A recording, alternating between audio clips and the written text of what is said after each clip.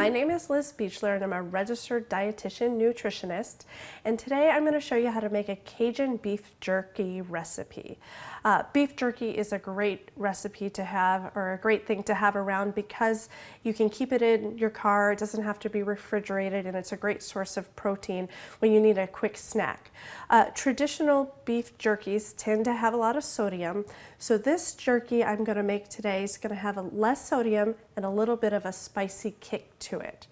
So first, what kind of meat do you want to use? You usually want to use about 2 pounds of a round beef steak or a flank steak. You want to cut it into about 1/8 to 1/4 inch strips with the grain. I'm going to set that aside. Next, I'm going to show you how to make a marinade. So today I'm going to use 2 sodium soy sauce, 2/3 of a cup of low sodium Worcestershire sauce. I use this because it has a little bit less sugar than honey, but still gives that sweetness. 2 tablespoons of fresh ground pepper, 1 tablespoon of onion powder or chopped onion dried. I like my beef jerky a little bit spicier, so I use a teaspoon of cayenne pepper. If you like it a little less spicy, you can use about 1/2 teaspoon. And then a teaspoon of garlic powder.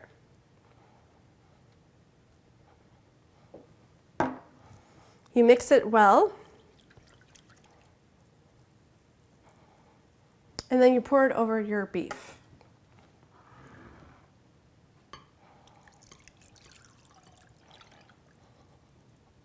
Making sure you get all the bottom of the spices into the bowl. Make sure that the marinade covers all of the beef. And you want to stick in a refrigerator for 3 to 6 hours. I don't recommend over 6 hours because it will really take over the flavor of the beef. After 6 hours, you pull it out of the refrigerator. Then I have some right here that's been marinating. And what I like to do is I like to put it in a roasting pan so that the meat is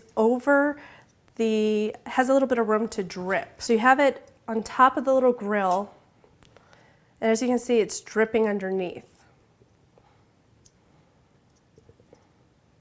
Once you have all of your beef laid out on top of the grill, you're going to stick it in a preheated oven at 140 to 170, whatever's the lowest setting on your oven, and you're going to leave it in there for about 6 hours. After 6 hours, you're going to go in and check and see if it's done. You'll know when it's done when it has that glazed look on it and the meat tears apart and it doesn't have any pink left. If there's still a few pieces that aren't quite ready, take the ready ones out and leave it in for another hour or 2 to finish it up.